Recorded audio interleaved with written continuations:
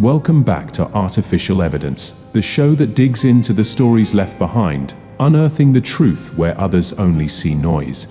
I'm your host, Owen Carver. In this episode, we're following the trail of a case that was tangled in secrecy and obsession, leading us to a chilling conclusion that no one expected. This is the story of Sean Morales, a man who stepped into a web of danger without even knowing it.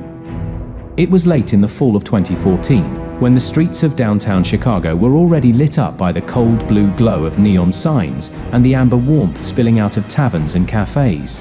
The weather had turned harsh, the air sharp with wind that cut through the city's dense urban landscape.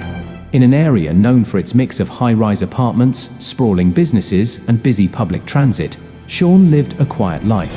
He was 34, had a decent job in marketing, and spent his nights hanging out with friends at local dive bars. A far cry from the corporate executives who dominated the skyline above him. But in the city, it was a comfortable routine. But all of that changed when Sean was found dead in his apartment one Tuesday morning.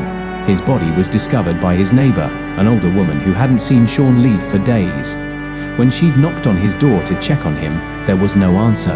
The door was unlocked, and inside, she found him lying lifeless on the floor of his living room, the kitchen knife buried deep in his chest.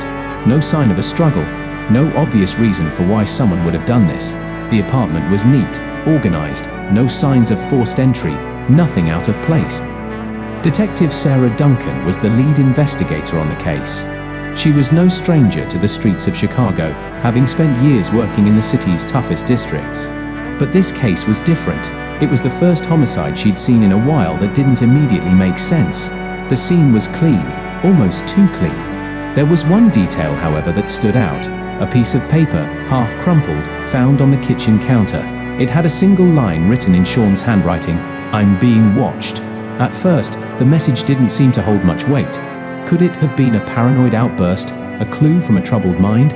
But Duncan's instincts told her that this wasn't just a random death. There was something beneath the surface.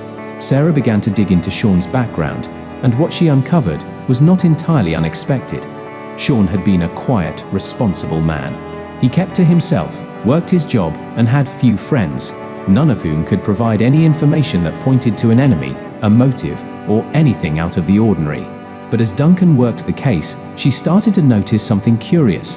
Sean had been withdrawing large sums of money from his bank account in the months leading up to his death.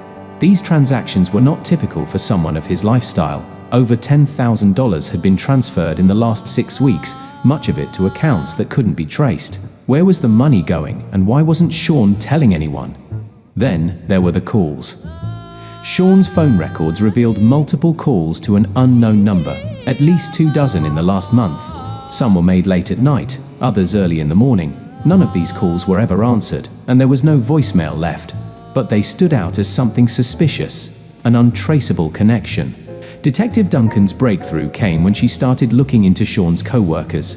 A man named Kyle Brooks, who had worked in the same marketing firm as Sean for the past 3 years, mentioned something that caught Duncan's attention. Kyle described Sean as being increasingly anxious, paranoid even, in the weeks before his death. He said Sean would often speak about strange coincidences and would insist that someone was following him.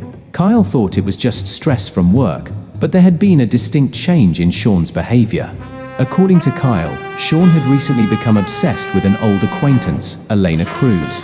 Elena was a former colleague from another job Sean had held years earlier, before he joined his current company. She had been distant, never giving much away, but somehow Sean had gotten back in touch with her. As Duncan dug further into Elena's background, she found a trail of troubling connections. Elena was well known in certain circles, though not for the reasons you'd expect. She had worked at several small businesses in Chicago, but after a stint in sales, her trail had gone cold. Elena had vanished for months at a time and didn't keep in touch with anyone. Her phone records showed numerous calls made to Sean in the weeks leading up to his death, always late at night, always from a burner phone. No one had any idea where she had been living. But it was the pattern of the phone calls that Duncan found most chilling. Elena wasn't just contacting Sean, she had been calling someone else. Someone connected to an underground operation that had been circulating in the city for years. The clues led Duncan to a network of small-time criminals dealing in illicit goods and money laundering. Sean, in some unexpected way, had been drawn into this world. As Sarah pieced the puzzle together, a chilling theory emerged. Elena had been involved with a local crime syndicate. Sean, despite his relatively quiet life, had become a pawn in their operation. He had unknowingly become a target, not for anything he had done, but simply for the fact that he had crossed paths with someone dangerous, and his murder, as it turned out, was the result of someone trying to send a message. The killer wasn't someone who knew Sean personally. It wasn't a crime of passion. It was a calculated move, a warning. When the killer was eventually caught, he turned out to be a low-level enforcer working for the syndicate. He had been tasked with eliminating Sean because of his proximity to Elena and the dangerous people she had associated with. Sean's death wasn't personal. It was a consequence of a much larger game being played. As the case closed, Detective Duncan couldn't shake the feeling that, in a city as vast and complex as Chicago, Sean was just another victim lost in a world that moved too quickly to notice. The algorithm of crime, its patterns, its connections, had ensnared him, and his tragic death was just one more thread pulled from a much larger, unseen web.